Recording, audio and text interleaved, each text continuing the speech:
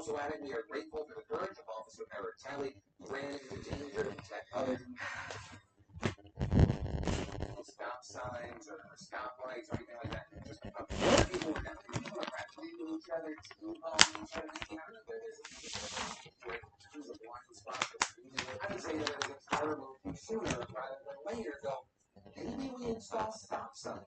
My reaction is not going to be, why are you politicizing this tragedy? Really, like, oh, we're trying to find solutions to it. Here's the continuing problem. Because I just kind of wanted to say that, because that's my kind of issue of, like, it's too soon to try to do something about the problem. I'm going to just really hate that sense.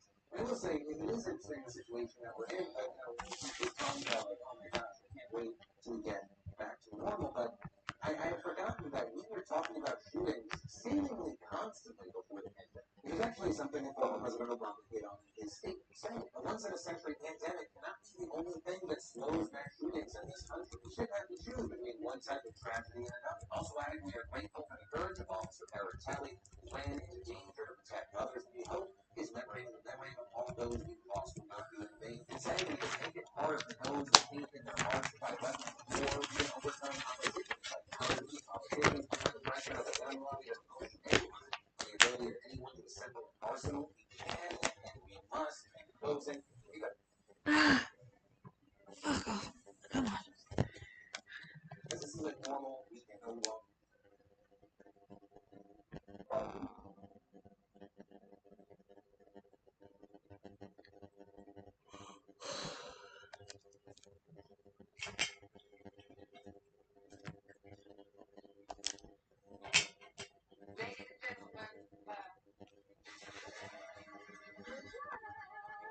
But if you actually knew anything, you would know they were gone. I have like 2 videos on my second channel in my absence, so go check that out. But I know everyone hates long intros, so I'm gonna try to keep this short. I'm trying really hard to make sure this video looks like this and not like this, so I'm going to be as squeaky clean as I possibly can. So if there's words censored or pig Latin, just know that's what I'm working with. I have student loans and bills to pay, people. Disclaimer. As you can see from the title, this is a video about someone who has struggled with mental health and was not feeling like himself when a lot of the stuff I'm going to talk about took place. That being said, if I see any comments being insensitive or hateful in any way towards Amanda or other people who struggle with these same problems, I am going to delete it and probably block you from my channel, because that is not the kind of environment I want here, and at the end of the day, this is my channel, and I have final say over what gets to be attached to my video, and Gar's awful comments will not be a part of that. Yes, you're entitled to your opinion. No, you're not entitled to spewing it on my channel. Have some compassion, you heartless demon. Also, I want to let you know, your voices are heard. I read what you say. So, and for all you doubters, this video is about Amanda Buckets. The troubles keep piling up.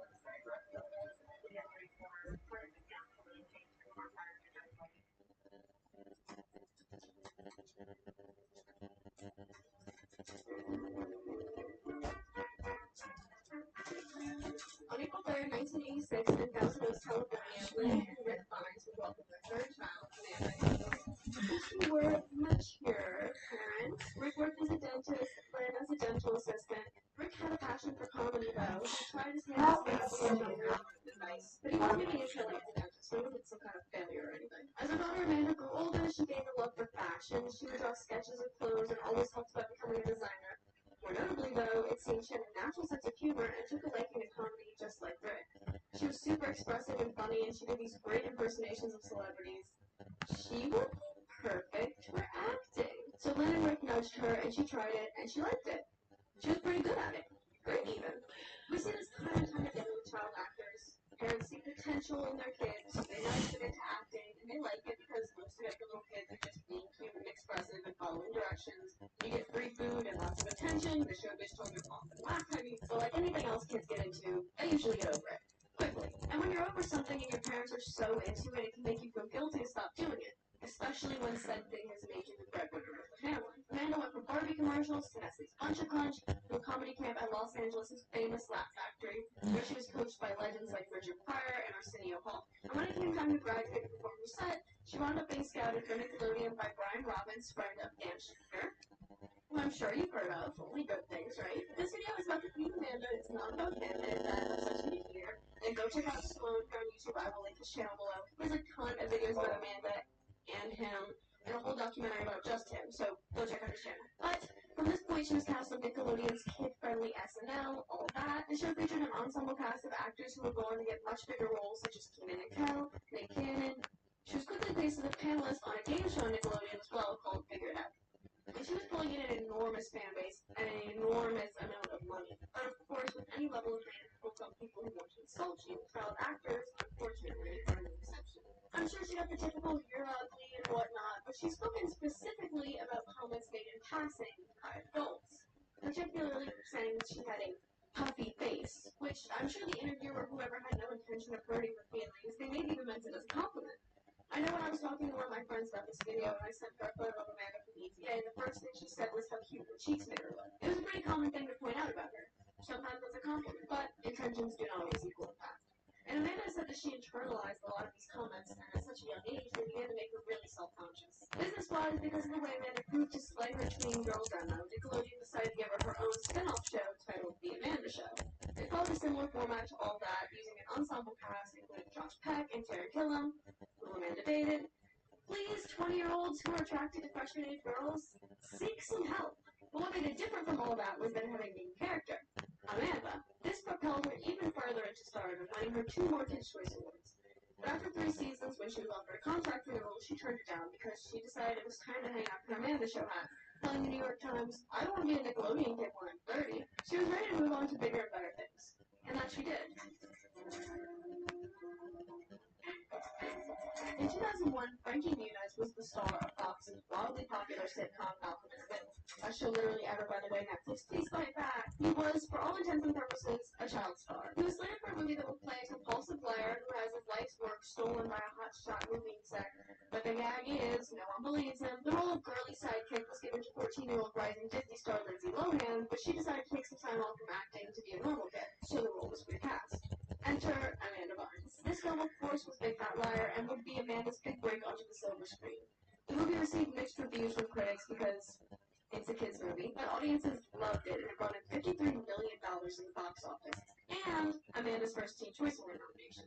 With Amanda not carrying on The Amanda Show and co-starring alongside primetime Sunday night cable sweetheart Frankie Muniz, she was offered the lead on the Warner Brothers channel's new sitcom What I Like About You. On this show, she plays Holly, who moves in with her older sister, played by Beverly Hills 90210 Shady Garth. It was a slow success, but a success nonetheless, with about 2 million viewers tuning in every week. The show was particularly popular with the teen girl demographic that Amanda proved to dominate time and time again. And just like that, Amanda was on top. Hilary Duff may have dominated the younger girl scene on Disney, but for Nickelodeon kids who were a little edgier, Amanda was top dog.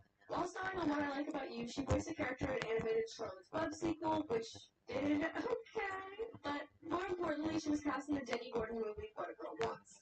In this movie, she plays a 17-year-old girl who's quirky and unique and sets out to find her real dad, Oscar winner Colin Firth, only to find out that he's a British aristocrat running for office. The movie did so-so with critics, but still outsold her last film, Big Fat Liar, because, what do I always say? And this came out the same year as the Lizzie McGuire movie and Freaky Friday, which, as anyone who isn't a total lame loser in the See My Lindsay series would know, Freaky Friday put a magnifying glass on Lindsay and led to her serious it-girl status when Mean Girls premiered. It was truly raining teens, or at least that's what Vanity Fair said when Amanda stood alongside the leads from these movies and many other rich and famous teens on the infamous Teen Girl issue. I talked all about this in my Lindsay video, but basically it was drama central on the set of that photo shoot. But not for our girl Amanda. You'll come to see this is kind of Amanda's thing. She just minded her business and wore the cutest outfits on the shoot. She also around this time started dating for What I Like About You co-star Nick Sano, a 24-year-old man. Amanda was 17 years old, so Nick.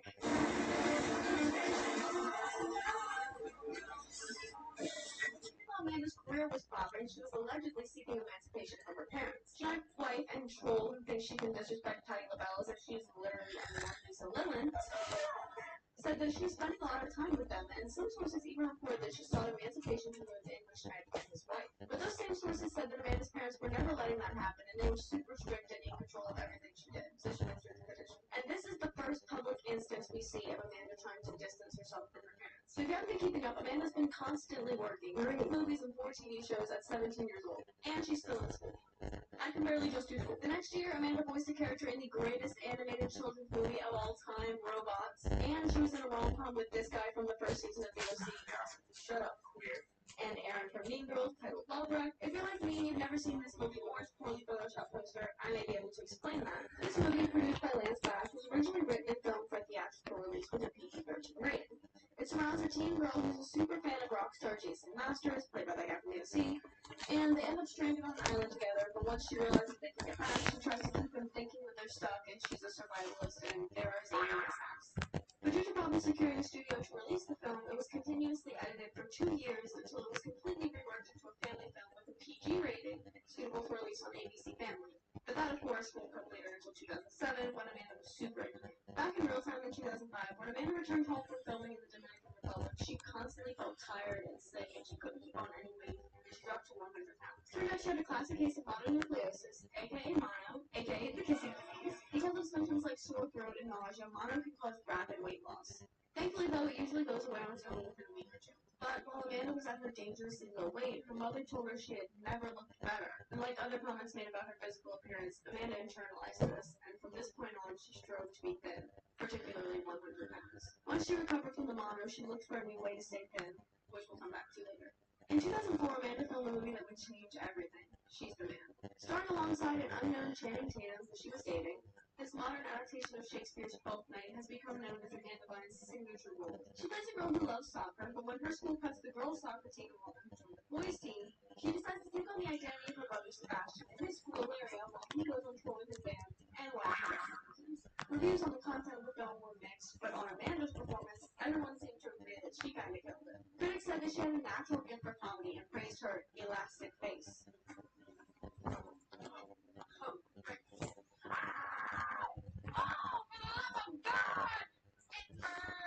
But even though her performance had viewers who were hollering, seeing herself on screen dressed as a boy for practically the entire movie was what Amanda describes as an out-of-body experience that made her slip into a deep depression for 6 months. This can likely be attributed to gender dysphoria, which in many cases can lead to severe anxiety and depression. Like other things, it weighed on Amanda and exacerbated her already difficult body dysmorphia. Even worse, there was a new it girl on the block, and you know they just absolutely must be compared. Lindsay Lohan appealed to Amanda's same demographic, but unlike Amanda's quirky, silly boxes she had been put in, Lindsay was already taking edgier, older teen films like Mean Girls, and inappropriate as it was, Lindsay was already starting to become known for her sex appeal. Friends of Amanda's have said that she constantly compared herself to Lindsay, seeing her on the red carpet and immediately touching up her hair or makeup, small things that reveal a much larger issue. I mean, I can definitely imagine having known you to film a comedy movie where you're dressed up as a guy playing sports, while your peers are in a movie like Mean Girls where she gets all the glitz and the glam and the hair and the wardrobe, and it wound up making Lindsay an excellent girl. That can feel pretty hideous. At the same time, the role that was causing Amanda so much distress was simultaneously launching her into stardom. And in a way similar to Hilary Duff, Amanda was a beacon of hope for the type of people who saw Lindsay Lohan out partying to disapprove. She could be their good girl, not their sex object, but their goofy, fun, wholesome girl who would come in handy when they needed to make a fun family movie. She was the good girl icon. She appeared on Teen People's Hottest 25 Under 25, and critics were absolutely raving about her talent. But if Amanda was already tired of acting as a kid when her parents were pressuring her, how do you think she felt at this point? Add to that the unsolicited comments about her appearance that I'm sure she was constantly getting. That could make it unbearable. She said more recently that she hated every film she was in. She just hated watching herself on screen.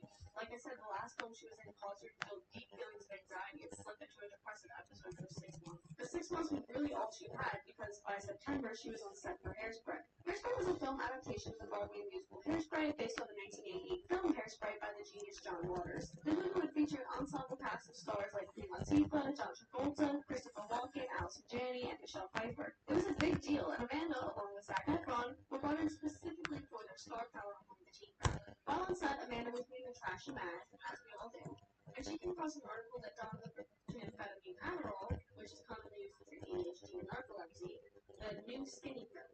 And at that moment, she had found her new lane in skinny. So she went to her doctor, and like many young people, unfortunately, faked the symptoms of ADHD and was prescribed the pill. At the prescribed dosage, substances like Adderall work in simplest terms by altering the chemicals in your brain, making available more neurotransmitters, and effectively speeding up the functions of your brain. As a result, the side effects include loss of appetite, nervousness, trouble sleeping, etc. Dependency usually isn't a problem when it's taken at the recommended daily dosage.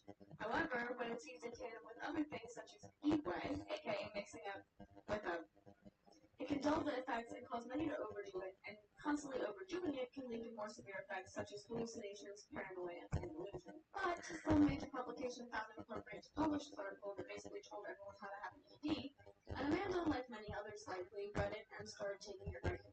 As you may know, 2006 was prime time for the skinny trend, with news outlets like Fox calling Nicole Richie and Mary-Kate and Ashley Olsen lollipop heads. And unfortunately, the stories about Amanda constantly comparing herself to Lindsay, and that would be even more influenced to become thin as she had just been with her 18 months earlier. When people started to clock her weight loss, she would defend herself, citing her mom that she caught the year before while shooting Love Wrecked, and point out the fact that it was not natural for her to be 100 pounds, and that people don't really look like that, and when they do, they're No scoop. as soon as filming for Hairspray ended, she jumped straight into filming her new movie, Sid and White. In this movie, she plays a girl who wants to fight for her late mother's old sorority. When she gets there, she's shunned because she's not like the other girls. So she joins a dilapidated old fraternity house and black pants and suits. Are we still here? Typecasting is a common phenomenon in the acting world. It can occur in two different ways. One is when a performer is cast in a role that requires characteristics of physique, manner, personality, etc., similar to those possessed by the performer. An example of this is having a popular dummy hunk played by a popular dummy hunk, even if it's to the detriment of your show. Way two is when a performer is repeatedly cast in roles that are closely patterned after that of their previous successes. Some examples of this are Michael Cera always being cast as lovable, quick-witted nerd, or Jim Carrey as quirky, manic guy with a really expressive face. But to make a decision, you should take a look, right? Happy-go-lucky, loyal, best friend slash sidekick slash voice of reason. Quirky, unique girl who sets out on a mission to meet her father. Quirky, star-obsessed girl who tries to pull off an elaborate scheme to get her favorite celebrity to believe they're stuck on a desert island together. Quirky, smart-loving girl poses as her own brother and intends to play soccer and ultimately humiliate her ex-boyfriend. Ditzy, sheltered, socially awkward sidekick with, dare I say, a little quirky. It was becoming clearer and clearer as Amanda continued to be cast in these roles that she was being pigeonholed in the same way as Jim Carrey and Michael Cera. And some argue that being typecast is kind of a blessing because it leads to endless opportunities to fill roles of a certain type, like the king of typecasting Golden Danny. It's not at all uncommon to see these actors try to step out of their famed role and be criticized for doing too much or becoming pretentious. Like when Jim Carrey did Eternal Sunshine of the Spotless Mind, regardless of how good the film was, sounds like, quite funny, man, no make face. Amanda was dying to step out of the little box that she'd been put in before it was too late. A source from a Hollywood reporter who was allegedly present in a meeting with Amanda said, everybody had her as a goody-goody. She couldn't break out of that genre. Her frustration was, I could have played this role, I could have played that role. I'm not getting the Lindsay Lohan years. Thankfully, though, unlike her other movies, Amanda really enjoyed herself on the set of Hairspray. She got to work with legends, and she said it was the most amazing experience she's ever had on the set. She gave an incredible performance, sang her heart out, and delivered looks. And even though she was a supporting character, she still gave a lot of life to her role and was, of course, a fan favorite. People were predicting that she would be another Anne Hathaway, who had just successfully made her jump from teen movies like Ellen Enchanted and Princess Diaries to mature roles like Devil Wears Prada. But I think it's important to understand this movie in context. The year is 2007. Lindsay Lohan has checked in her promises Malibu.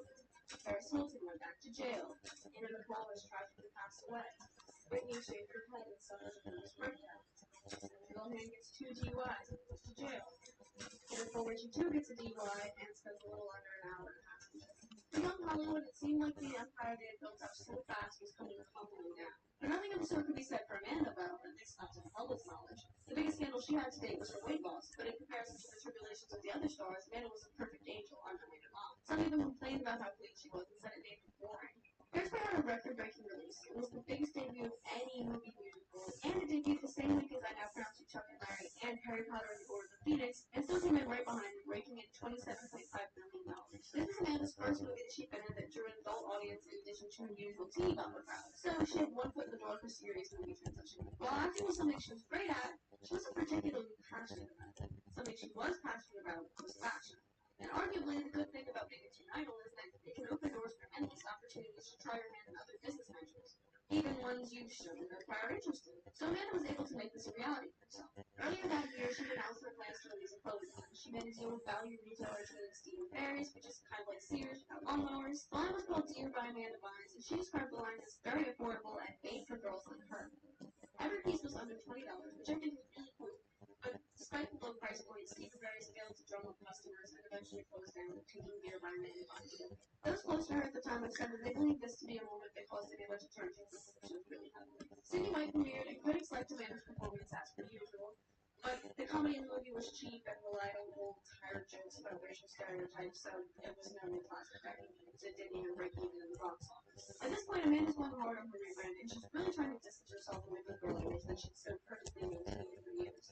She was starting to be seen out at clubs, her friends on the ground outside of clubs, and her being on the club scene also sparked her relationship with Doug Reinhardt, who apparently played baseball, but cool people went to her from the hills. I also found out that his dad was the inventor of the frozen burrito. A lot of people thought that he was using Amanda for celebrity, though, and it was reported that none of her friends or anyone liked him, so the relationship only lasted a couple months. But still, party boy boyfriends spoke to her changing image. Forgot Milk had even read What's Changed Since the Amanda Show? Me. She did manage to score a more serious role in the Lifetime movie Living Proof, where she played the student assistant of the main character, played by Harry Connick Jr., so small role, but still progress. Around this time in 2009, she signed a two-movie deal with production company Screen Gems, with the president of the company saying she's one of the few who can make a graceful transition from kid to adult star, because she has such strong comic chops. And for the first project, she was set to co-star in the Emma Stone-led Easy A, which would be a more provocative teen/young adult comedy. Another way she made progress with the rebrand was by being photographed for Maxim magazine. She was on the cover of their February 2010 issue, just looking fine and fine.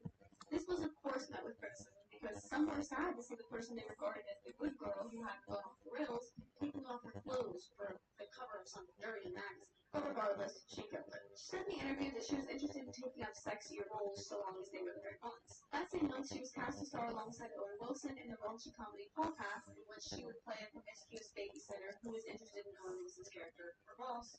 And this is exactly what she wanted, right? So everything worked out. Even though the world was eagerly awaiting Amanda's big break into grown-up films, unfortunately, Amanda's problems with her productions had spiraled to the point where she was unable to keep them under control. In her 2018 interview with Paper Magazine, Amanda recalled being in her dressing room, chewing her pants because she thought the effect would be stronger if she did it that way, and her mind was just in a complete fog. She just existed in that haze. She was unable to even be herself, much less remember her lines or focus on them. And when she actually got in front of the cameras and saw herself on the monitor, she was degraded. Reports said that she was acting erratically, and for those who weren't aware of Amanda's substance use, which was everyone, this seemed shocking and bizarre. Amanda eventually dropped out of the film, citing scheduling conflicts, and she even tweeted about how it just wasn't going to fit in with her schedule. Her second production was Screen Gems never went into production, and Paul Pass went on to do a podcast. This signaled the beginning of the end for Amanda. On a night in June at around 3 a.m., Amanda's Twitter account read, "I've never written the movies and TV shows I've been a part of. I've only acted like the characters the producers and directors wanted me to play. If I don't love something, I stop doing it. I don't love acting anymore, so I stopped doing it. I know 24 is a young age to retire, but you heard it here first. I've #retired." On the topic of her Twitter, it was rapidly evolving. She went from posting pretty much exclusively quotes to what I think might be my favorite shirt tweets ever. Shout out to Mandy Moore and Ryan Adams, Foxy married couple. Shout out to Beyonce and Jay-Z, Foxy married couple. So shout out to Gwyneth Paltrow and Chris Martin, Foxy married couple. Shout out to Paula Patton and Robin Thicke, Foxy married couple. Only a little over a month later, Amanda was back, posting "I'm unretired" and sharing a trailer for Easy A. In this movie, she would play Mary Ann, a puritanical goody two-shoes high school student. The movie was a bit more grown-up, but she still kind of had to play the good girl role. She was a mean girl, but whatever. Even though Easy A rocks, it was an awesome movie and super funny, Amanda didn't really save herself.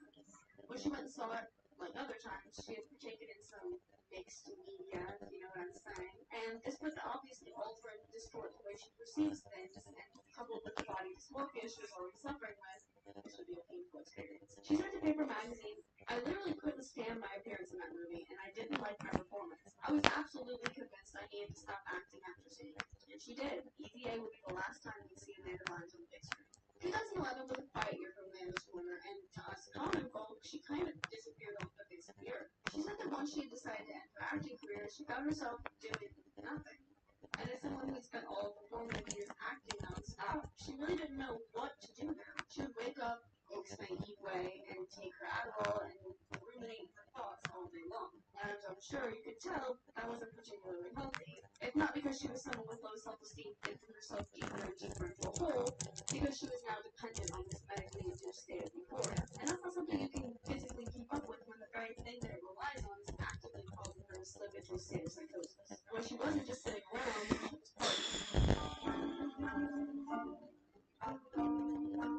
large red flag for the general population was in March of 2012 when Amanda was pulled over for talking on the phone and driving, which is a measly $20. The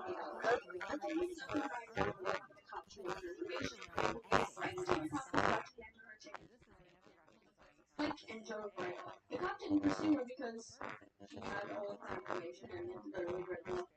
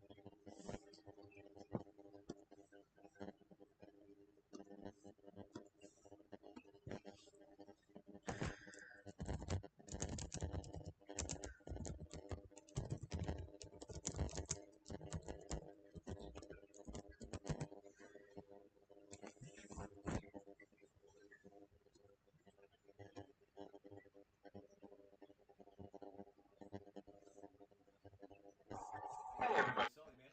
Leaping from where we left off, we're in objects, and today we're actually going to create objects. But I want to kind of briefly breeze over what we learned so far. Just remember that objects are comprised of paths. Paths are made by more than one equal point joined together. So what I like to do is I like to group the types of objects, the major types of objects that you can create, um, which are text. That's pretty straightforward. Then you have your shape, and then you have your line. And again, they're all comprised of paths. Like with this path right here, just two anchor points, and which creates the line, and then an appearance placed on, which is a Dollee stroke. This one here are four paths joined together. Number one is the tutorial, datasheets.com. In this tutorial, a number of fill and stroke effects can be installed. To follow along with this tutorial, you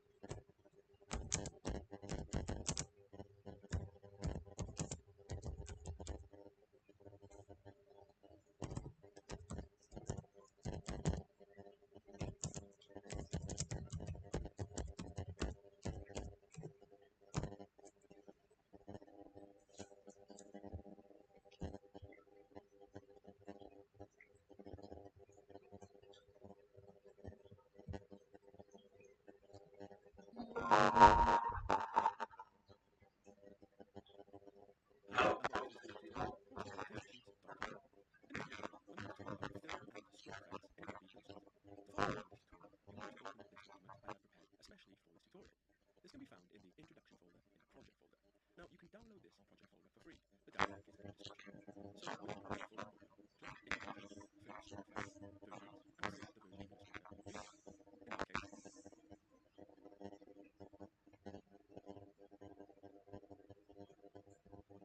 the version administrator you want. In my case, Hi everybody, my name is Dollee and I'm a senior graphic designer.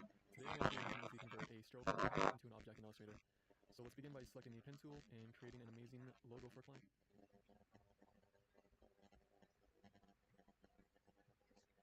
So make the fill, first of all, release like that, and then select the artwork. Let's make the fill transparent and the stroke something like 60, and center this bad boy. So here's your beautiful artwork you made for your client. There's one issue though, besides how amazing it looks. You want the corners to be rounded, but you can't do that with stroke. So to do that, you want to select Object, Path, and Outline Stroke. And just like that, your path is now an object. So you can go ahead and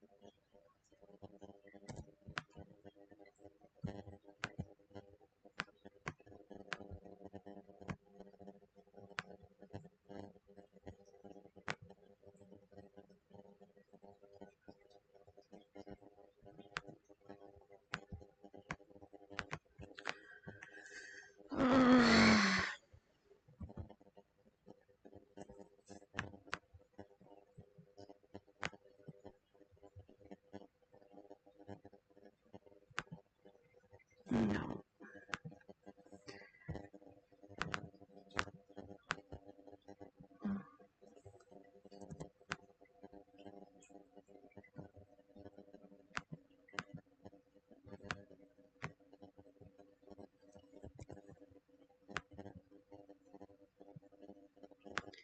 I have it selected. So why can't I fucking move it? Oh my god.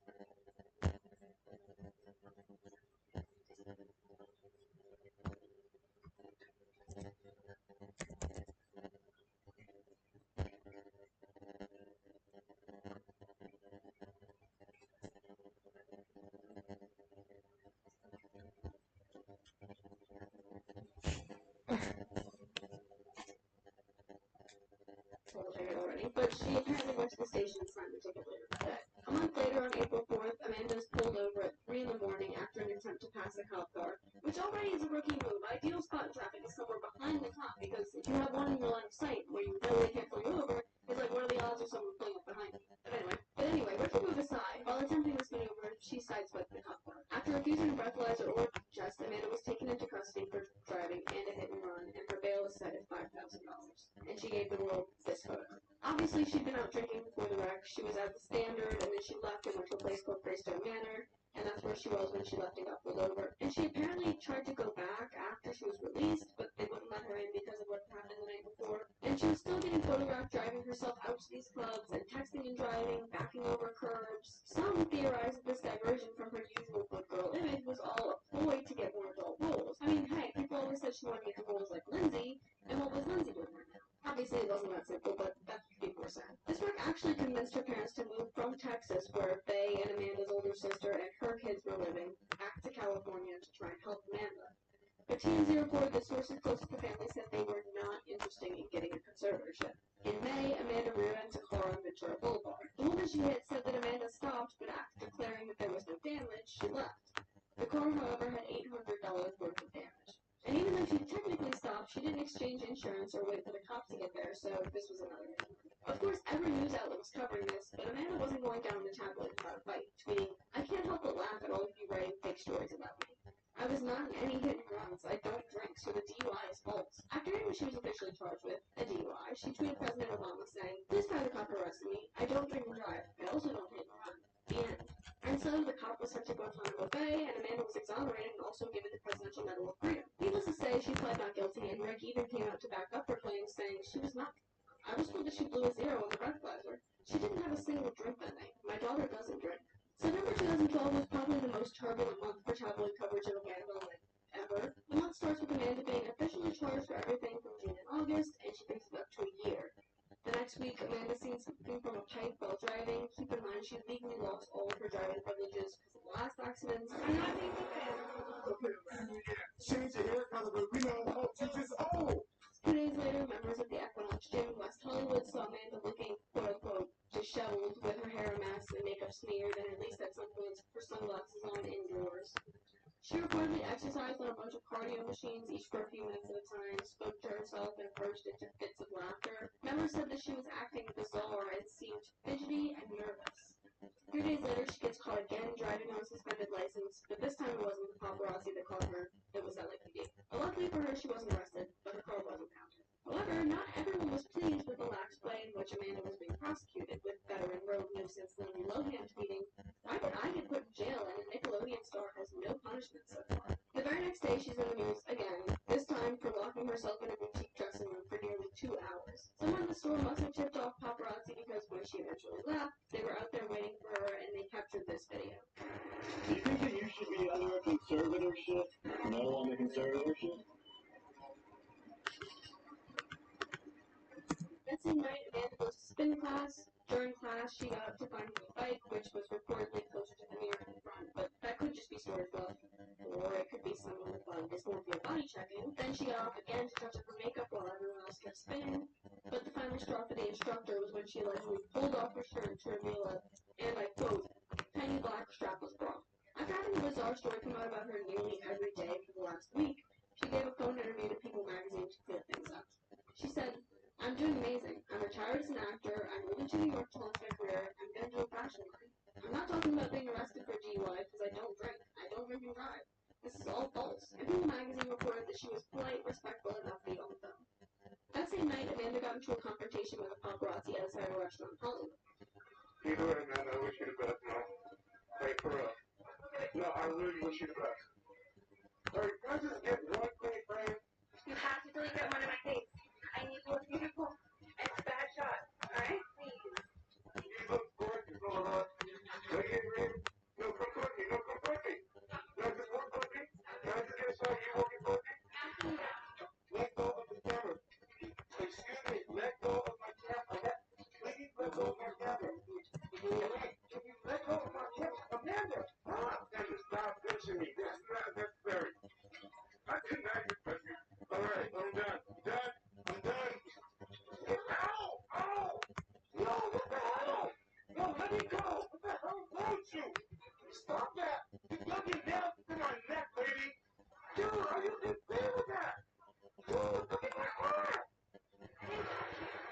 video was sent to E! News where he claimed that Amanda scratched him on his neck and his arms. And finally, at the end of the month, she's formally charged for driving without her license. And later that week is her court date where her lawyer enters her not guilty plea for the June and August accidents. She wasn't there though. She was in New York where she allegedly locked herself into a cupcake shop bathroom for over 30 minutes after being in the bakery for over an hour. What I'm understanding is that the bakery was empty and they closed the doors and turned the unit down and a firefighter was talking to her through the door.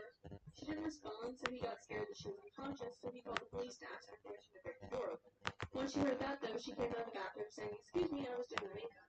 Another witness apparently said that she seemed normal when she came out, though. So, at this point, TMZ reports that she'd been dropped by CAA, her agency, meaning she's now lost her agent, her publicist, and her lawyer in one fell swoop. But yeah, she apparently moved to New York at this time and was telling people that she never wanted to go back to LA, which, remember, her parents literally just moved back there to help her. Even though she owned a mini mansion in Calabasas, and I believe another home, she leased those out and left. In November, In Touch magazine didn't get the memo that reality is more interesting than fiction, and they published a completely fabricated article about Amanda looking totally out of it and walking around in her birthday suit in the New York tanning salon. This turned out to be false and was denied by the owner of the tanning salon. Amanda told Us Weekly that she would be suing them and that she needs her privacy, saying, "I'm 26, a multi-millionaire, retired." Also that month, she joined Instagram, posting the same photo 3 times with the captions, "About to get my nails done, well up dough, and love my turban." And another photo saying she loves jeans with sexy holes. In December, she reached a settlement with the victims of the April and August accidents, so the next month she posted a photo on her new Tumblr account showing off her new dimple piercing. The next year starts off on a not-so-great foot when Amanda is evicted from her New York apartment. Allegedly, her neighbors complained to building management about the smell of e-way coming from her apartment at all hours of the day. After she left, her former neighbors did an interview with the New York Post saying that when she first moved in, she was normal and nice. She went around and knocked on everyone's doors and introduced herself. And then they said she just started acting weird. They said she would leave her front door of her unit open all the time, and that's probably why this became such a huge complaint. But leaving her doors open also let them see that she had changed all the light bulbs in her apartment to red bulbs. It's kind of funny reading this as something that shows she was unstable because this is literally how somebody else would just LED strips and silverfish everywhere. From there, she went to stay at the W Times Square. During her stay, employees said that every day she would come down a different way. And at one point, one employee alleges that they found her curled up in the corner of the gym with no pants on. But she eventually moved out of here into a swanky building called the Billboard. Later that month, Amanda does an interview with her recent nemesis, Us Weekly, titled 25 Things You Don't Know About Me. She shares her simple pleasures like eggplant parmesan and online shopping, but she also shares some things that are kind of concerning. Like, I moved to New York City and I love it. I lost 4 pounds since I moved. I'm 121 pounds and my goal is to be 100 pounds. When Amanda was 16 in an interview, she said she was almost 5'8". So let's just say she's 5'7". Being 100 pounds would put her severely underweight. Thankfully, in 2013, Amanda wasn't in the news because she was driving dangerously. But she was in the news for her tweets. Most notably, she tweeted Jay-Z who had nothing faced, and he was boxing. She said she invented Illy and the LOLOL, and she said that she wanted Drake to M her beat. These tweets, along with these photos, I remember specifically was when everyone started paying attention and saying that something was up with her. Because she was actively acting in a strange way on Twitter, everyone got to see a live celebrity breakdown. And Logan had everything kind of explode for her a few years prior, but she wasn't live tweeting it, so people weren't getting those instant updates of what was happening. It would take a couple days to find out what had happened.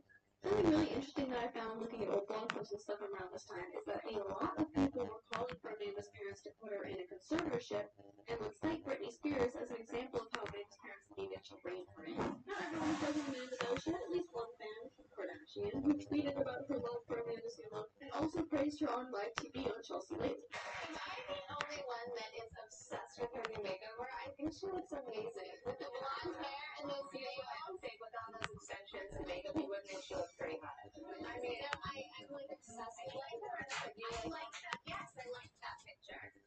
But as I'm sure you could have guessed, this behavior wasn't just going nowhere. April 2013 was another September 2012 in terms of how often she was on the front page of every gossip site. The month starts with Amanda being pictured out and about in New York with a shocking new look, dark red hair. But after the paparazzi pictures were making the rounds, Amanda started denying that the photos were her, with tweets saying she had an imposter walking around New York, she doesn't even own those clothes, and she's a blonde, duh. But the next day, which was her 27th birthday, she was on the exact same outfit, but the hair had faded to a brownish color. And she also tweeted that day saying, I have a hard time staying thin. And it's just really sad for me seeing these tweets, knowing about all the body dysmorphia that she struggled with, and with the info that we know now, and then also thinking about how the times where she felt that she looked good, she got absolutely flamed by the entire internet. And I just don't think there was any way that could possibly have been a good situation. Then there were reports of Amanda attending an adult gymnastics class, and she allegedly was dressed inappropriately, and when camera turned into a flip or whatever, she spun around in a circle and was talking to herself, and she did a cartwheel and her wig fell off. And this was apparently supposed to be some hilarious story. But I don't think that's funny. Like, call me crazy, but I think it's kind of sad.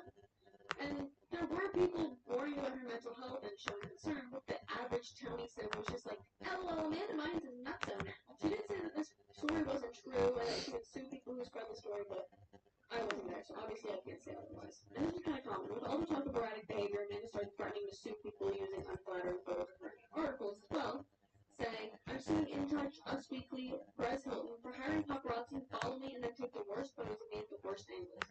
I'd like to put their worst photos on my Twitter until they start putting up my Twitter photos when writing a story when there is no story, just an awful photo posted with, instead of a caption, they say I have erratic behavior when I do nothing wrong. Later in a tweet to E-News, Amanda said, I had to shave my head because of hair damage from someone at John Barrett, that's the one in New York, so I'm not letting my paparazzi pics for a few years. I have extensions, but you can see them. Loving your shows, but suing you for spreading lies about me on your website. Thanks for being my fan. And allegedly, when she'd gotten said hair damage from John Barrett, it was reported that after the hairdresser finished her color, she didn't think it looked blonde enough, so she started rubbing the bleach into her hair with her hands. And if that is true, it would make sense why she would have damage. And this is when she posted the video on Twitter. If you've ever seen a video about Amanda Bynes, or if you were keeping up with her in 2013, then you've more than likely seen this video. It was captioned Getting Ready and Sucking on a Sour Patch Kid. And interestingly enough, people seem to think that the tweets were one thing, but this video was a whole nother.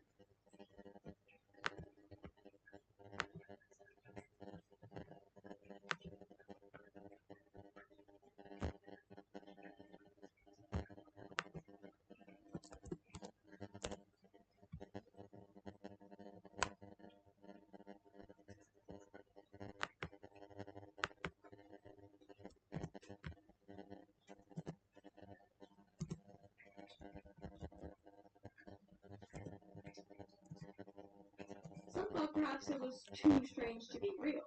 Were we all getting the? Complex Magazine published an article to their website titled, Amanda Bynes either needs help or is trolling us all. In the article, they suggested that maybe Amanda was just pulling Joaquin Phoenix.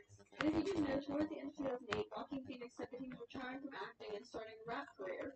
He grew a huge beard, rapped on stage and went to clubs, a really strange interview with David Letterman, and Casey Affleck directed an entire documentary that came out titled I'm Still Here, where Joaquin's life is basically called close. Except it wasn't. It was all an elaborate ruse. Joaquin Phoenix pretended to have a public meltdown for 2 years while he made this documentary. And there were some, minority, but some people thought that Amanda was just channeling her inner Joaquin Phoenix, and this was all a big publicity stunt. Amanda wasn't too happy about this comparison, and she shared a strongly worded clip to express her feelings about Complex. She said, At Complex Man, stop acting like I'm doing something wrong. I'm obsessed with myself on Twitter. Also, my video last night was perfection. I'm so sick of the articles you write about me. I want every fake article deleted. You're flipped by my ugly ex, Ashton Cuddy, whose looks and talent have always been questionable to me, including the ugly Jeffrey he is and all. You post him non-stop and then take professional shots of him for your covers. His best photos are cheap compared to mine and my best. The photo you chose of Aubrey for her cover is awful. To be completely fair about this one, she's kind of not wrong about them choosing an awful photo for the cover for Aubrey. Like, this photo is way better. You make people look bad. Stop acting like you know everything about what men like. I don't stop getting followed or hit on every place I go. I'm not trying to sing, but if I did, I got offered an Interscope record deal right after I filmed Hairspray, which you might know if you sat down and did an interview. I might still take them up on their offer. Get the facts as opposed to talking shit. Everything is going to be sicker than whatever the kind of music Scott tries to do. Stop writing articles without speaking to me first. This confirmed to everyone that these tweets were about Kid Cudi, and also probably these ones too, and those tweets probably explain why the relationship was so short-lived. But that same day, we have some awesome news. In a photo that you've probably seen, Amanda's extensions were looking rough and matted. But this photo, she was actually on the way to the salon where she was getting them brushed out. So yay! The media does not want you to see this on the 20th of April. She was allegedly kicked out of the gym for celebrating in the locker room. And at the end of the month, Amanda posted the first photos of her shaved head, saying she was inspired by Cassie and that it was time to stop using old photos of her when girls wrote about her because this was her new look. started with Amanda posting a selfie of Raw, and then one exclusive interview with In Touch where she says she only has hot friends and she's allergic to alcohol. The video of her running on a treadmill, and apparently getting the cops called on her by the Kardashians' ex-publicist Jonathan Jackson. He tweeted that Amanda was and so messed up on drugs. And he was like, NYPD, tough for now. Feeling worried, Jenny McCarthy, former Playboy model and woman who always hosted a New Year's Eve ball drop, spread the rumor on her Twitter. Amanda responds to Jenny's tweet saying, "You're ugly. Police weren't at my household, baby. Shut the fuck up. I need help? What are you talking about? Aren't you 50 years old? I'm 27. You look 80 compared to me. Why are you talking about me?" But her and Jenny did make up the next day, and she said she was lying about her big ugly. You may be starting to notice a common trend among Amanda's tweets. She called literally everyone ugly. Like, everyone. The worst of which going to Rihanna, who she said was trying to look white, and she said that she was because she wasn't pretty enough. At this point, her Twitter account wasn't funny anymore. Thankfully, it didn't seem that Rihanna took it to heart, but still, it shouldn't have been a thing. Then there was Drake, Clarence Bass, Courtney Love, The President, First Lady, Brother and Home Not Being Celebrated, Russ Hilton, Zac Efron, Chrissy Teigen, and with just one stone, her own father, Andrew Paul. In all honesty, it's a given to me that someone who so clearly struggles with their self-esteem would use this as their main insult. I mean, she was probably in her head all day telling herself she looks ugly. So to her, the surefire way to hurt someone's feelings and bring them down would be to admit it. On the 22nd, Amanda has a small gathering with some people in her apartment. I don't know how long she knew these people for, but they took photos of Amanda and tried to, expose her living conditions. They took pictures of her feet, the adorable little baggies on the floor in her room, and joint. I think that's very liberal use of the word because she was literally just there. They sell these photos to In Touch, and in the story of the photos, they say she was sleeping all night. She would half smoke on these things and then put one out and make another, hit that one a little, then go back to the first one. They also know that all of her windows were either taped shut or had black spray paint on them to prevent people from taking her photos. And when Amanda sees this, she tweets, "I'm suing them. They put my photos. That's not my bed. Those are my toes. My toes are pedicured. I just did an exclusive interview with In Touch last week. Now they bought fake and altered photos by that ugly man in the photo or someone who knows him. They used an old shot of me on the cover with a bad angle of my old nose before I had surgery to reshape my profile and remove the webbing from my eyes. I have to sue because that's not my apartment. Those aren't my clothes. They morphed my photos onto the face of someone else's body to ruin my life. I have to make a big deal of this and sue because that's not me. I care about my appearance, so I have to defend myself. I look like a different person now that I had surgery."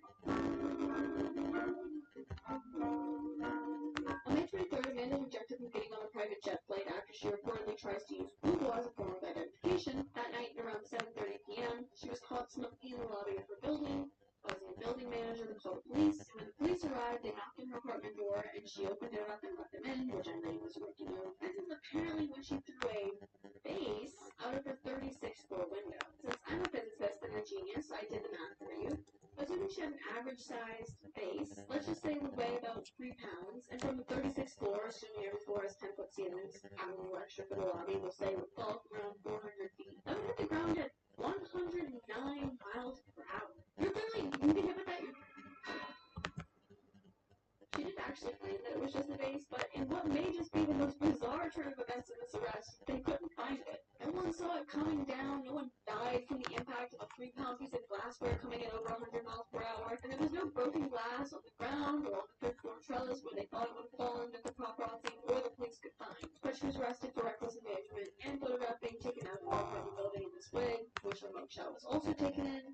But there's also one thing else going on. I guess they wanted to show the judge her range. She's actually seen for it in these photos that you've definitely seen, and these will now be the new photos to use every time tabloids write about her. She maintained that she just opened the window to get some fresh air, and her lawyer mentioned that she wanted to file a complaint about inappropriate conduct. She's eventually let out though on her own reconnaissance, but she was warned that if she got arrested again, she would face a might fail. When she gets home, she tweets about the arrest, saying, "I only smoke tobacco. I don't drink or do drugs. I've never had a in my life.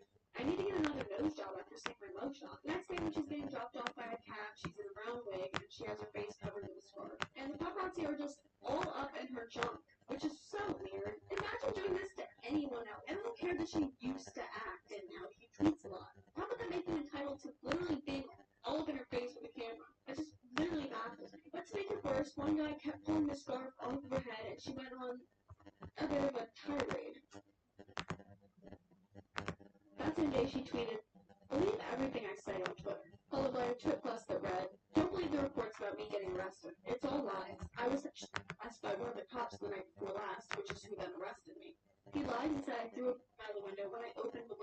fresh air. Hilarious.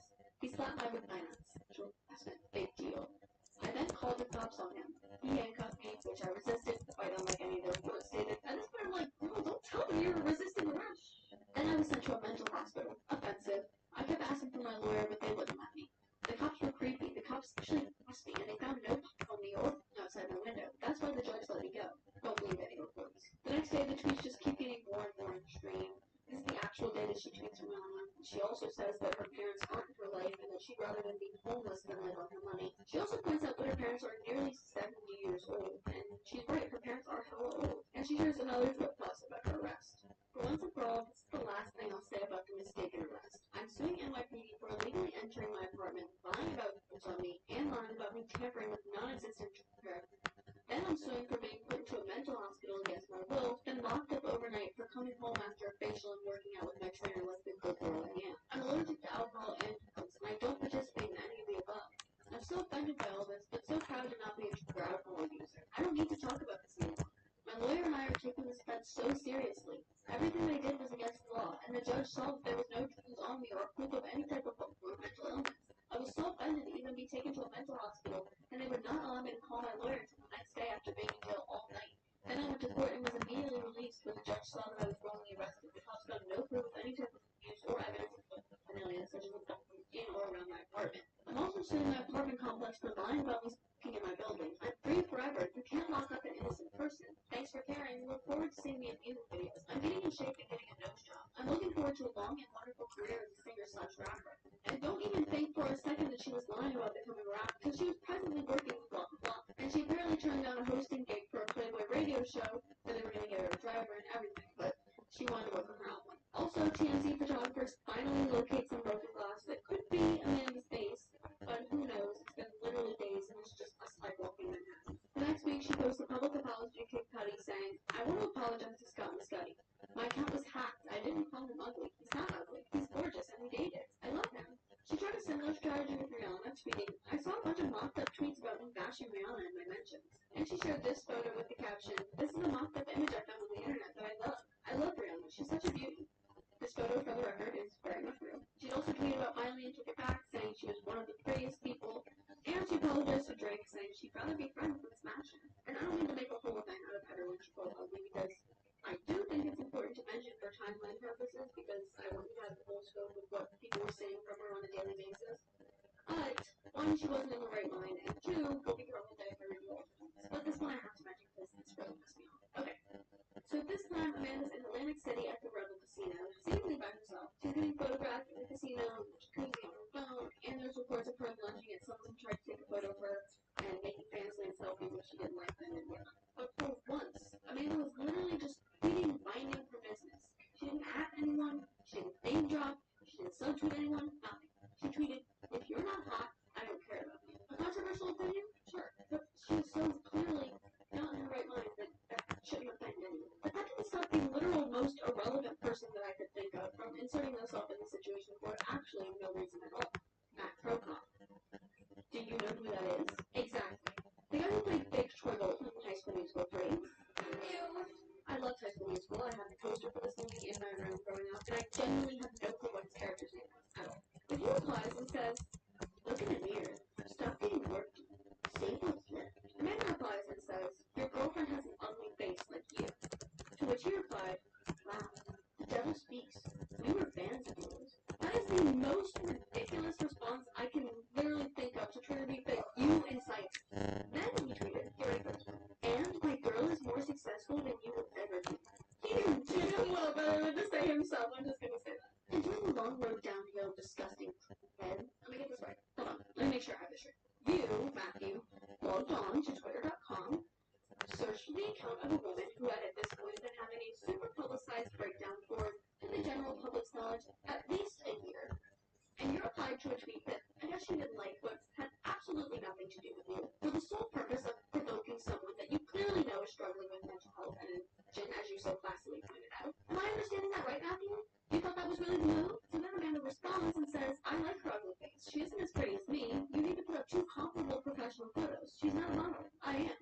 And Matt replied, clearly not following the guidelines Amanda laid down. And Amanda replied again, saying she wants new photos because she's had a nose job. And why is he on Twitter arguing with someone who's so public exactly why they know to be unstable. Then Fake Short replies, "You're not a model. You are plastic. Nothing about you is real anymore. It's so sad how blind you are to reality. Stop getting work done. You were beautiful. Me and Sarah looked up to you. Now you're looking more like a porn star. Hashtag it's sad."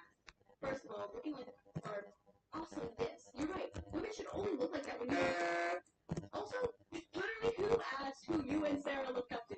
Please, show me who asked. Please, Matt. Please. Then, because this was the most attention he'd ever gotten since co-starring in a decom with his actual celebrity girlfriend, he keeps dragging it on, saying, "I'm gonna judge in the shower. Fines, you should do the same."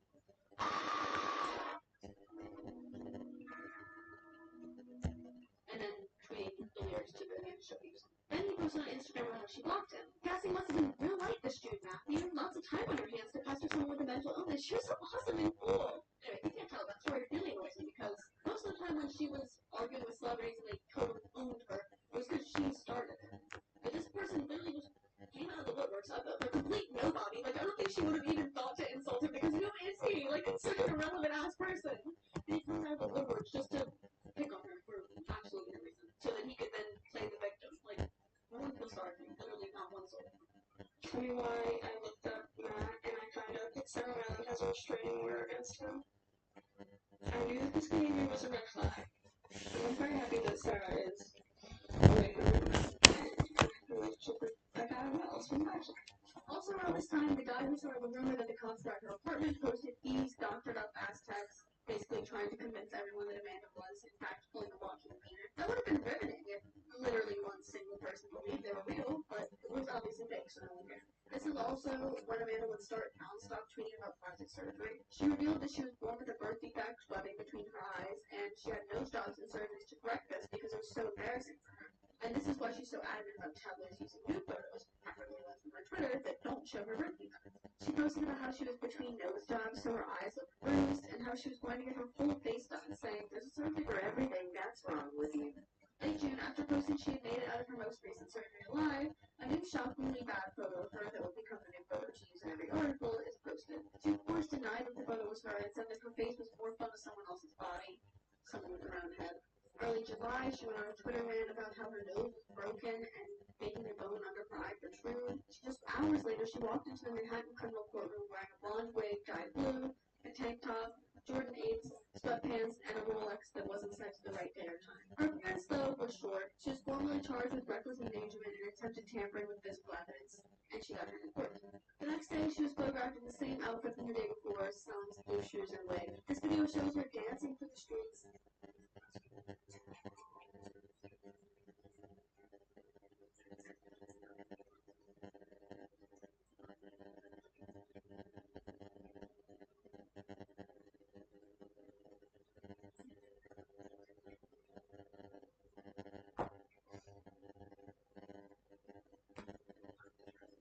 And I don't know if she was barefoot. She looks barefoot in the photo, but then in the video it looks like she has socks on, so in my official retelling of the events, she was not walking around New York City barefoot. Now I suppose it's as good a time as ever to mention version NYC 27. This account was allegedly Amanda's secret account. She never denied that the account was her because the account never claimed to be her, but it was one of 6 accounts she followed, and she would retweet it, and Perez Hilton responded to it and her one time, and she replied. And that account and some of its tweets are still up for you to see. And the name NYC, which is where she lived, 27, that was her age.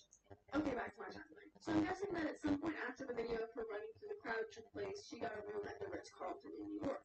While she was there, she allegedly made a girl that worked there cry and got kicked out for smoking in her room after running up a $9,000 bill over her 9-day stay. When Amanda left, employees found a disaster in the room. There was ash everywhere, and the smoke alarm was pulled down and cut off, and she left what looks like all of her beauty products. Now, this is where the story gets a little fuzzy. Amanda was kicked out of the Ritz on the 19th, and she somehow got herself to California. She has no vehicle, and she has no license to get on a plane. Sources who know her family said that she told them she cabbed it, and the drive from New York to LA is a 42-hour trip, which is a little under 2 days straight of driving. So, I literally don't know. She either A, got in a bunch of cabs and just got them to take her as far as they could, which is usually about 100 miles, until she got all the way to LA, and I can only imagine how much that cost. Or B, I don't even know. I don't have another option. I guess she could have taken buses, but that would have been, again, a bunch bunch of exchanges, and there would have had to have been photos of Amanda Bynes riding the Greyhound. So on November 22nd, Amanda shows up at a retirement village, aka local home, in Thousand Oaks, California. The person at the front gate didn't let her in because they said she seemed, so they called her a cab. When the cab got there, she got in and said, "Get me the f*** out of here, I have no money." So the driver kicked her out, and they started arguing, at which point the police were called. She wasn't arrested, but it was speculated that she may have gotten a ticket or something, but who knows. The next day at 5 p.m., she was photographed shopping at Bloomingdale's in Santa Monica, and at around 8 p.m., she started a fire in a driveway in Thousand Oaks, California. I hate to leave on a cliffhanger, but that's the end of part 1, guys. Part 2 will be up in 2 days. So if you're watching this right now after I posted it, make sure you hit the notification bell so you know right when I post. If you're watching this later, that's just the part 2's already up. Go watch that. You can't watch part 1 without watching part 2. What's wrong with you? Like this video to keep my lights on. Bye.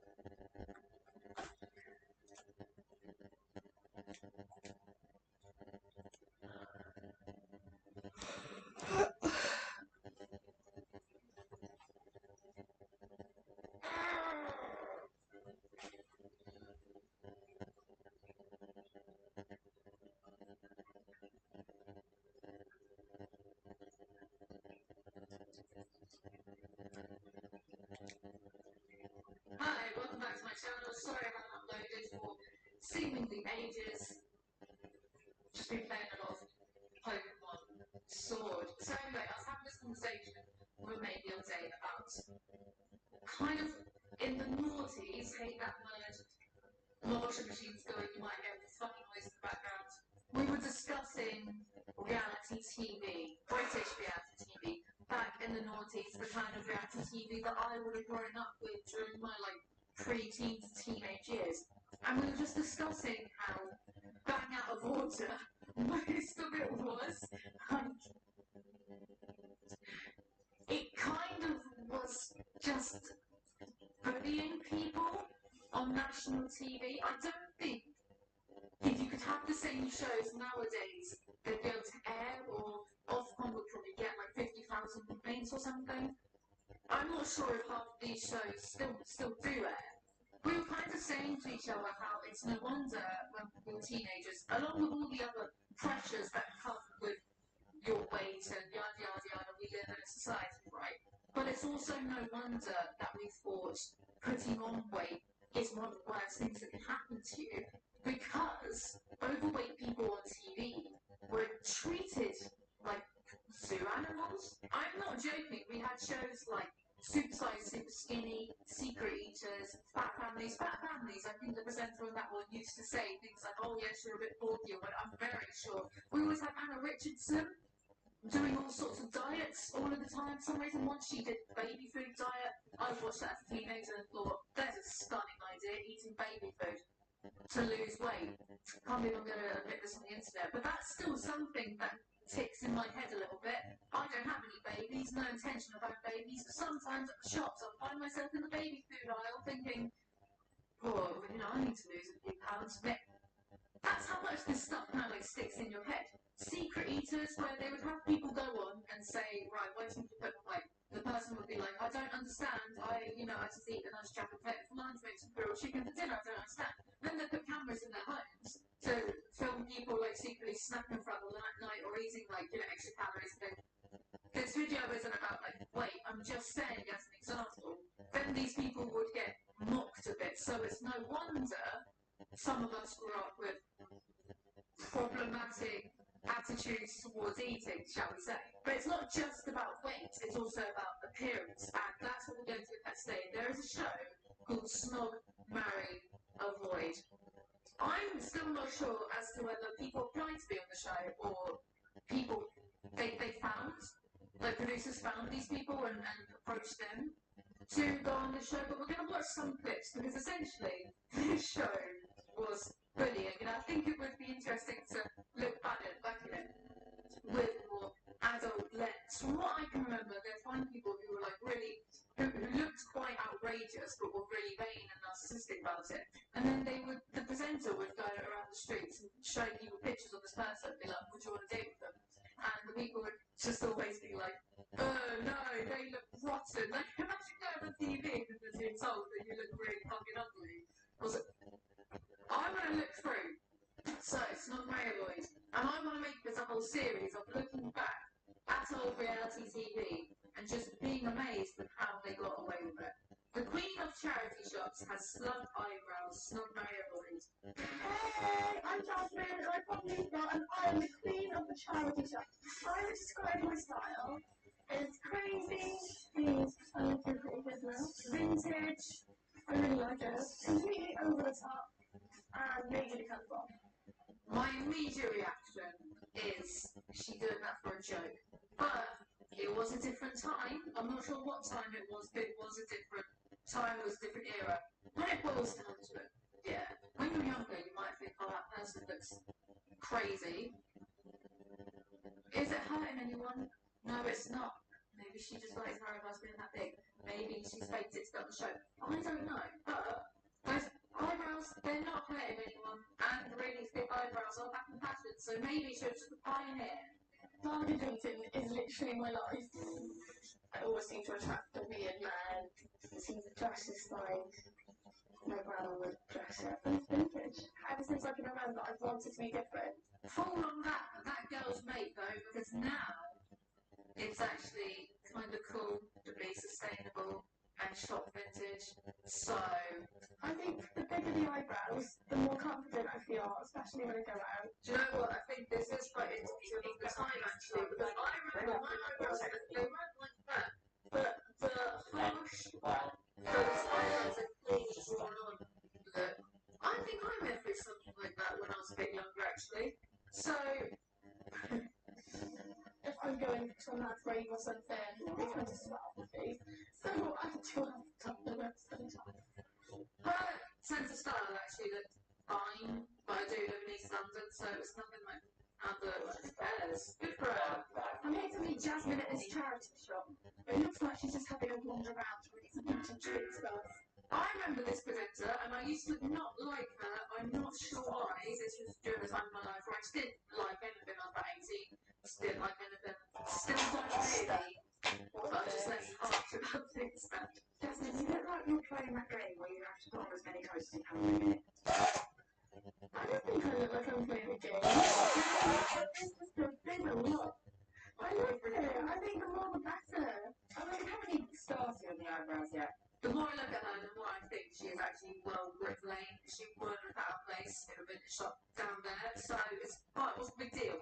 Why are you here then? Because I want to get a boyfriend. I love it, but I want a man. I need to tone down a bit. Oh no, don't tone yourself down for some bloke. What? Have some belief in yourself. Find someone who is as brightly coloured and bushy, drawn eyebrows as you. Good luck, have fun, joy.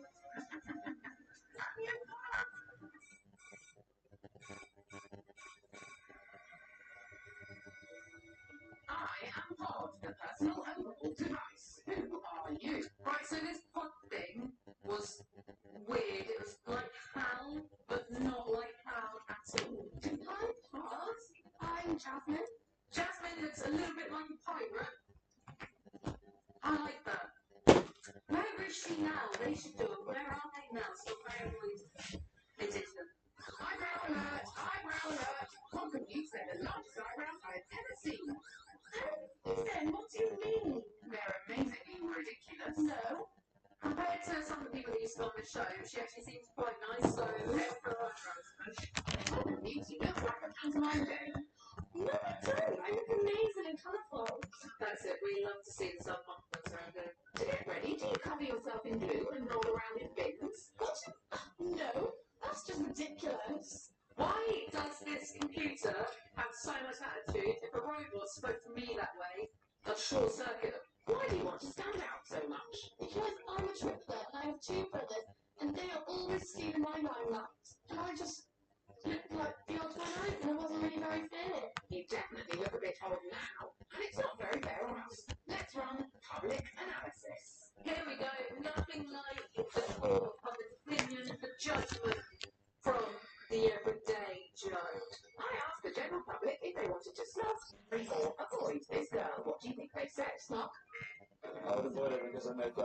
So we'll look at your apple.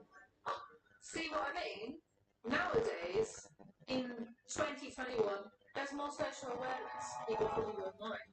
You know, being compared to drag queens. Drag makeup is an art in of itself. Yeah, it's just like a different type of makeup. It's just a different type of look.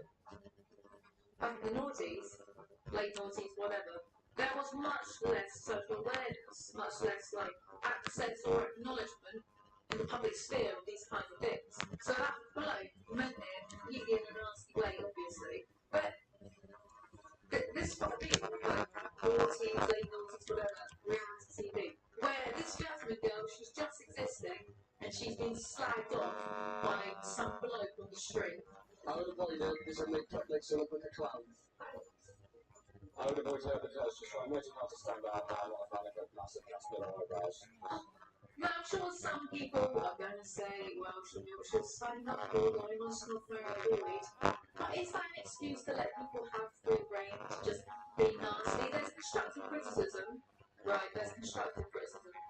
And then there's just insulting something. So, on one of these days, I'm trying to insult people. Not really. I think the most I say is you're being a bit dumb. Which isn't calling people dumb. It's just saying they're acting a bit dumb.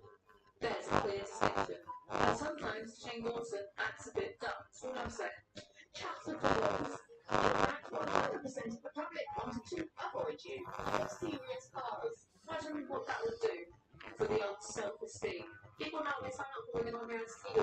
I would argue that maybe they don't, but I think there's only so much your brain will understand when it comes to numbers. Like the idea of being seen by millions of people. I don't think you can really quantify that properly in your head so that it means something. There's a difference between thinking you can handle something and then the reality of, oh wow, there's millions of people out there who just see me get roasted on it. You know? Which is why nowadays, apparently, there's more emphasis on helping, like the aftercare, the mental health aftercare of being on reality TV. But back then, I don't think it was really a thing. It's time to run the makeup gun in 3, 2, 1.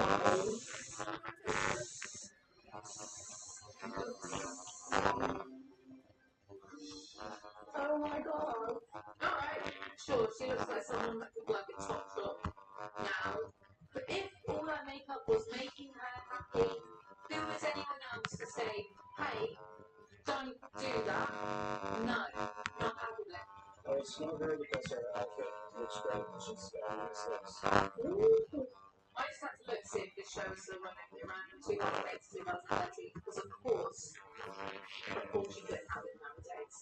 Just random blokes in the public on TV being like, yeah, I'll get that one. I would say she has a pretty face. Definitely right. She's sweet, natural, she's good looking girl. Yay!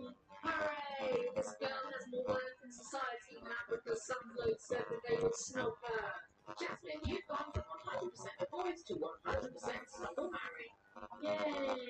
You are a beautiful girl, aren't you? You are a condescending machine, aren't you? She's hoping to impress friends and family, and above all, her dad. I'm hoping she will look a lot more sophisticated.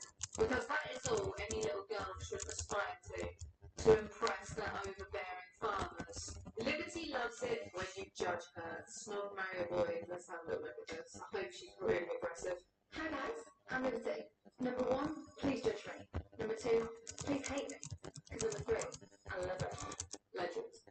What gives me the drive and the urge to do this is that I couldn't give a what people think. If I were on the street and someone dirty looks at me, that urges me on to do more like, yes, feed it, come on, feed it. That is what one should aspire to. So I have this girl on the show where they're going to try and take that away from her. I think it's a good thing to not give a fuck about how the people do your appearance. Don't matter who does it. You're not hurting anyone else. Schmackle. God, I would like my daughter to buy anything away.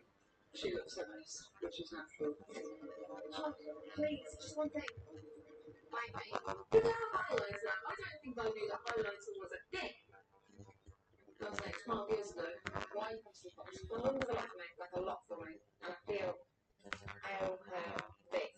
Under normal item, the makeup doesn't look that extreme. The only thing, like, as into the eyeshadow a little bit more, but I don't think we knew blending was much of a thing back in 2008, 2009. So, That is next level bright. I am Pod, the personal overhaul device. Who are you? I am Lindsay, and this is Belle. Why have you put a boy dog in a polka dot dress? Because fabrics have no gender, Pod. Now, Liberty, about this look. Did you get it from the £1 shop? I did most definitely not. That is an insult. And how long does it take to look this awful? The face in itself takes an hour and 45. An hour and 45 minutes? To look like you just headbutted a makeup case? Yeah. Is that a duck's nest on your head? See what I mean? This wouldn't fly in 2021. I'd say, well, I know they're going to say boys, but it don't bother me. I thought it would because she looks like a witch from the 80s. I'm not a witch. I would avoid this girl because she's wearing way too much makeup. I know, a man thinks a woman is wearing too much makeup. Who gives a fuck? You're convinced that you are an over-the-top market stall madam who's splattered in slap. You need my tremorous travesty to glamorous majesty make under. What's stupid? 2, 1.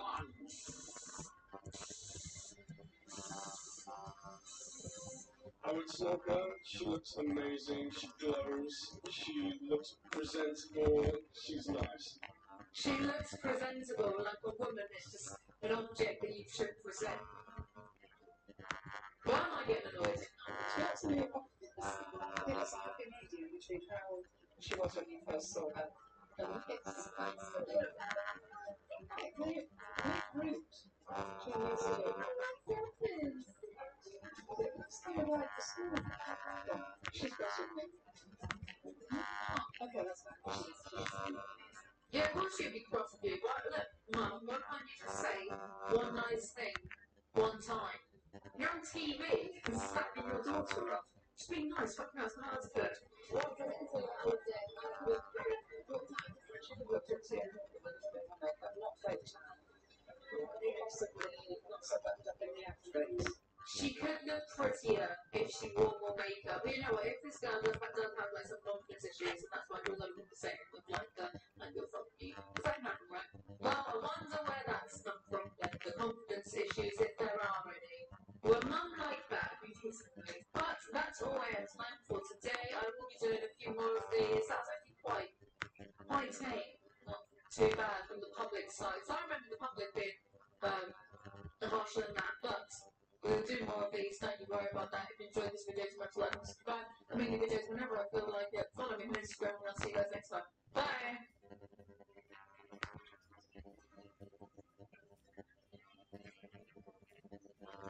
It's always funny doing this when someone else is there. They're like, hi guys, and welcome back to my channel. So, for today's video, I have a guest on.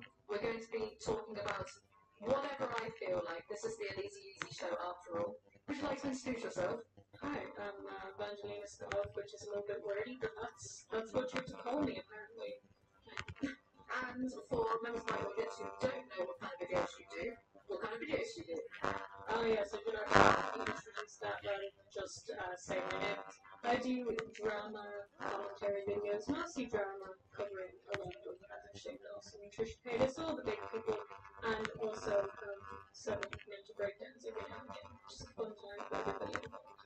Favourites of the Easy channel there, Shane Dawson. Not so much Trisha Paytas, I kind of stay away from her because I'm scared for my life. But we've been talking on Instagram for I don't know for how long. I think I've already told you this. My mother is the one who got me onto your channel. So there's this nice girl. I don't know why she came out of it that day. I think she was just bored, not watching me send this one. So we've been talking for a while, and it turns out we actually have a shared interest in all things scary. Things like always. Things paranormal and fun. Aliens, paranormal, big government, big Illuminati being after us. So that is the subject of today's video. Just going to chat a little bit of shit about that. So keep watching. I know you will. On the edge of your seat already. Yeah, people really need to know what I have to say about this. Everybody's been asking you about this for months, actually. When are you going to talk with Angelina about aliens. Clearly, everybody wanted this. Everybody asked for this. It's not completely intrusive on your channel. People have been threatening. They've been like, we're going to go on strike. We're going to unsub from your channel unless you get this girl on to talk about some motherfucking aliens. Clearly, yeah.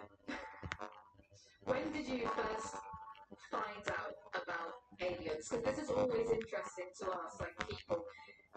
How did it come about?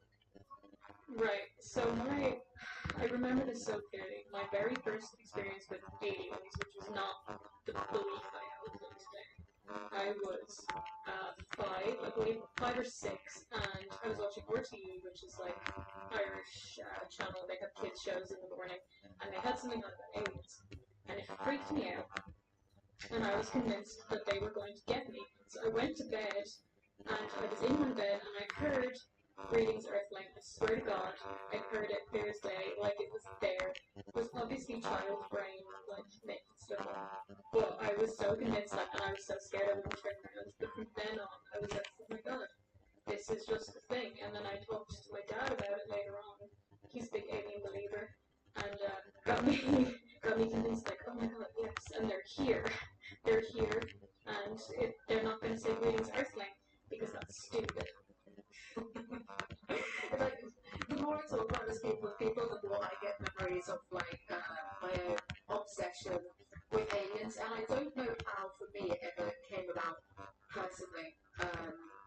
I remember watching E.T. and being terrified of him.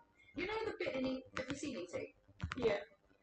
You know that bit near the end where for some reason he just gets sick and he goes all like moldy and he's in that river like croaking, and then they have him in those weird like vacuuming weird material. That used to scare the shit out of me. I hated that. It was horrible. It used to freak me out. No, it's terrifying. E.T. is terrifying. Yeah, we're not the only ones who think that. Actually, there's a very off topic. This is how all my conversations go. There's a YouTube channel called Abroad in Japan, and he thinks ET is scary. It's like, it's so scary. It's horrible. You can see his heart. Like, oh no, I don't like it. Not there enough. I don't know how I went from being scared of ET to being obsessed with aliens. So I was full on. I thought I saw it, but I was about 8 years old with my friend. I since saw that friend a few Christmases ago. We relate that back to our families. That yeah, we'd seen the other ones. I don't know if any of them believed us. Well, actually, no, because I grew up in southwest England, and